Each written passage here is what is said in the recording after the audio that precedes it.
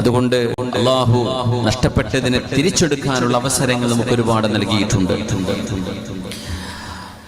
ഒരു മനുഷ്യൻ അവനവന്റെ ആത്മീയതയുടെ വിഷയത്തിൽ തന്നെക്കാളും താഴെ ഉള്ളവരിലേക്ക് നോക്കുകയും, എങ്ങനെ ഞാൻ ഇപ്പൊ 5 വക്ത് നിസ്കരിക്കണ്ടല്ലോ, ജുമുഅ മാത്രം നിസ്കരിക്കണം എത്ര ആൾക്കാരുണ്ട്, ഞാൻ 5 നേരം ഒരു ദിവസം നിസ്കരിക്കുന്ന ആളല്ലേ, എന്റെ അത്രയും നിസ്കരിക്കാത്തവരുണ്ടല്ലോ.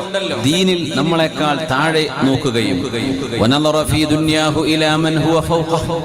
ദുനിയാവിന്റെ വിഷയത്തിൽ തന്നെക്കാളും മേലെയുള്ളവരിലേക്ക് നോക്കുകയും ചെയ്തു.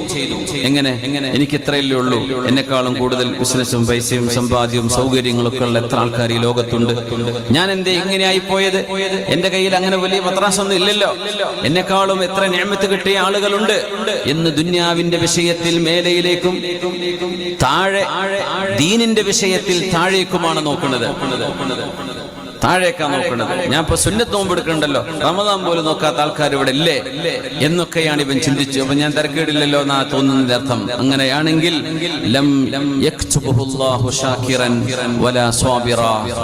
അവരെ നന്ദി ചെയ്യുന്നവരായിട്ടോ അള്ളാഹുവിന് ശുക്ർ ചെയ്യുന്നവരായിട്ടോ ക്ഷമയുള്ളവരായിട്ടോ അള്ളാഹു സ്വീകരിക്കുകയില്ലെന്ന് പരിശുദ്ധ നബി സല്ലല്ലാഹു അലൈഹി വസല്ലം.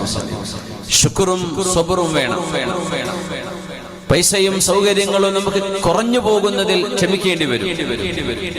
അള്ളാഹു നൽകുന്ന ഇബാദത്തിന്റെ സൗകര്യം അതാണ് ലോകത്തെ ഏറ്റവും വലിയ ആനന്ദം എന്ന് പറയുന്നത്. ഏറ്റവും വലിയ ആനന്ദം അതാണ്.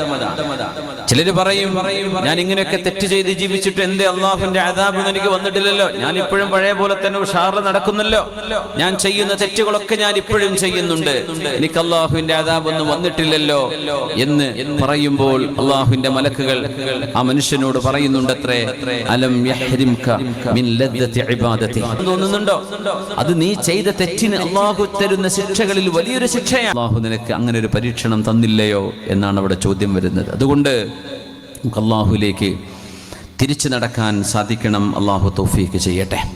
ആമീൻ യാ റബ്ബൽ ആലമീൻ. ചില സങ്കടങ്ങളെ അള്ളാഹു ചില സങ്കടങ്ങളെ കൊണ്ട് പരിഹരിക്കുമെന്നാണ്. إذ تسعدون ولا تلوون على أحد والرسول يدعوكم في أخراكم فأثابكم غما بغم لكي لا تحزنوا. ഉഹദ് യുദ്ധം നടക്കുമ്പോൾ സ്വഹാബിമാർക്ക് 2 വലിയ പ്രതിസന്ധികൾ നേരിടേണ്ടി വന്നു. ഒന്ന്, ഉഹദ് യുദ്ധം പരാജയമായി പോയി. കൂട്ടത്തിൽ ഒരു സങ്കടത്തിന്റെ മീതെ മറ്റൊരു സങ്കടം അല്ലാഹു തന്നില്ലയോ? അതെന്താ? പുണ്യ റസൂൽ സ്വല്ലല്ലാഹു അലൈഹി വസല്ലമ തങ്ങൾ കൊല്ലപ്പെട്ടു എന്ന് അവർക്ക് കേൾക്കേണ്ടി വന്നു. അല്ലാഹുവിന്റെ റസൂൽ വഫാത്തായിരിക്കുന്നു എന്ന് ഉഹദിൽ പരന്നുപോയി. അങ്ങനെ ആരോ പ്രചരിപ്പിച്ചു തങ്ങൾ കൊല്ലപ്പെട്ടു. ആ ഒരു സങ്കടത്തിന്റെ മേൽ പരാജയത്തോക്കും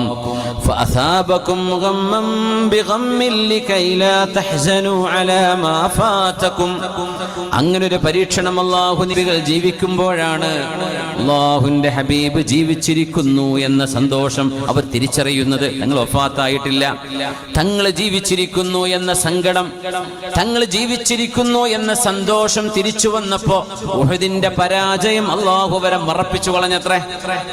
ഉഹദിന്റെ പരാജയം വലിയൊരു സങ്കടമാണ്. ആ സങ്കടം സ്വഹാബത്തിന്റെ മനസ്സിന് കൊള്ളാതിരിക്കാനാണ് അതിന്റെ കൂടെ നബിതങ്ങൾ വഫാത്തായി എന്ന ന്യൂസ് അവിടെ പരന്നത്. പിന്നെ തങ്ങൾ ജീവിച്ചിരിപ്പുണ്ട്, തങ്ങളെ കിട്ടിയല്ലോ, ഇനി എന്തായാലെന്താ. ഹബീബായ നബിതങ്ങൾ നമുക്കും ഇതുപോലെ സങ്കടങ്ങളെ സന്തോഷങ്ങളായി പരിവർത്തിപ്പിക്കാനുള്ള ഒരുപാട് അവസരങ്ങൾ നമുക്ക് കാണിച്ചു തന്നു. ഒരുപാട് അവസരങ്ങൾ. ജീവിതം അല്ലാഹു നൽകുന്ന ഒരവസരമാണ്. ഇനി രണ്ടാമതൊരു ചാൻസ് ഇല്ല.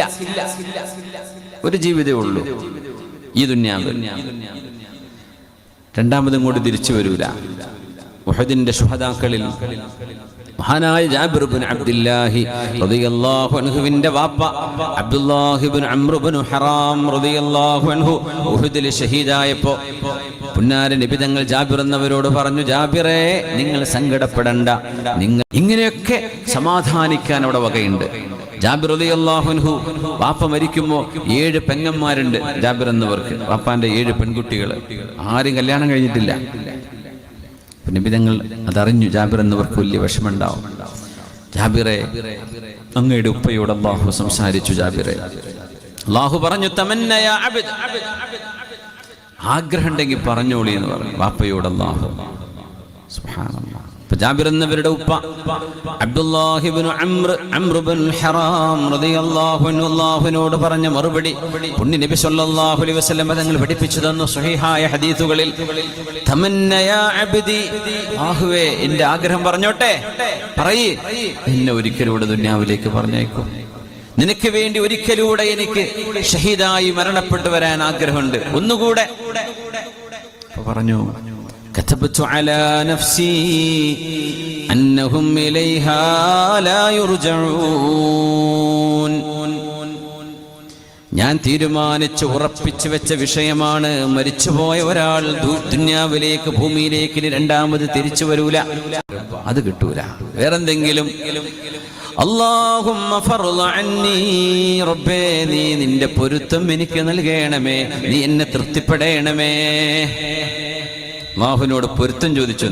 ഞാൻ ഇന്നലെ അബുദാബിയിലെ ക്ലാസ്സിൽ ഞാൻ ഈ വിഷയം സൂചിപ്പിക്കുകയുണ്ടായി. ഈ പൊരുത്തം കൊടുക്കുക എന്ന് പറഞ്ഞാൽ നമ്മൾ ഇപ്പോൾ കണ്ണൂർ കാസർഗോഡ് ഭാഗത്തൊക്കെ പോകുന്ന ഉസ്താദന്മാർക്കൊക്കെ അറിയാൻ പറ്റും. അവരൊക്കെ മക്കളെ കൊണ്ടുവന്ന് ഉസ്താദെ പൊരുത്തം കൊടുക്കി, എൻ്റെ കുട്ടിക്ക് പൊരുത്തം കൊടുക്കി, എനിക്ക് പൊരുത്തം തരും. ആദ്യം എനിക്ക് തിരിഞ്ഞിട്ടില്ല പഠിച്ചോണ്ട് എന്തായി കൊടുക്കേണ്ടത്, എന്തായി ചോദിക്കുന്നത്. പിന്നെയാണ് മനസ്സിലാവുന്നത് പുണ്യ നബി തങ്ങൾ സ്വഹാബികൾ തങ്ങളോട് ചോദിച്ചിരുന്നത്, അവരെല്ലാം അല്ലാഹുവിനോട് ചോദിച്ചിരുന്നത് പൊരുത്തം തരണം റബ്ബേ, അല്ലാഹുമ്മ അഹിൽ അലൈനാ റിളാഅക്, നിന്റെ തൃപ്തി ഞങ്ങൾക്ക് തരണമേ എന്നതിന്റെ അർത്ഥം. പൊരുത്തം തരാന്ന് പറഞ്ഞാൽ പൊരുത്തപ്പെടണേ, സന്തോഷം തരണേ, എല്ലാവിധ തൗഫീഖിനും വേണ്ടി പ്രാർത്ഥിക്കണമേ, അതൊക്കെയാണ് അവർ ഉദ്ദേശിക്കുന്നത്. നമ്മൾ മലപ്പുറം ജില്ലയിൽ വന്നാൽ പൊരുത്തം ചോദിക്കാന്നുള്ള പരിപാടി ഉള്ളതായിട്ട് എനിക്കറിയില്ലേ, ഉണ്ടോ? ദ്വാരം നോക്കി അങ്ങനെ എന്തെങ്കിലുമൊക്കെ പറയാം, ഒന്ന് മന്ത്രി ചോദ്യം കൊടുക്കണം, അങ്ങനെയൊക്കെ പറയാം. പൊരുത്തം തരും എന്ന് പറയും. അവിടെ വീടുകളിലൊക്കെ ഭക്ഷണം കഴിക്കാനോ പരിപാടിയൊക്കെ ചെല്ലുമ്പോൾ പൊരുത്തം കൊടുക്കണേ, എൻ്റെ കുട്ടിക്ക് പൊരുത്തം കൊടുക്കണേ എന്ന് പറയാം. സുബ്ഹാനല്ലാഹ്. ജാബിർ തങ്ങളുടെ വാപ്പ ചോദിച്ചു അല്ലാഹുവിനോട്, റബ്ബേ നിന്റെ പൊരുത്തം എനിക്ക് നൽകണം. പറഞ്ഞു ജാബിർ തങ്ങളുടെ ഉപ്പയോട്, അബ്ദുല്ലാ നിങ്ങൾക്ക് ഞാൻ എൻ്റെ പൊരുത്തം, എൻ്റെ റിളവാൻ, എൻ്റെ സംതൃപ്തി നൽകിയിരിക്കുന്നു. ഫലാ അസ്ഖതു അലൈക്കും അബദാ, ഞാൻ ഒരിക്കലും നിങ്ങളോട് ദേഷ്യപ്പെടൂല, അങ്ങനെ സംഭവം ഉണ്ടാവില്ല.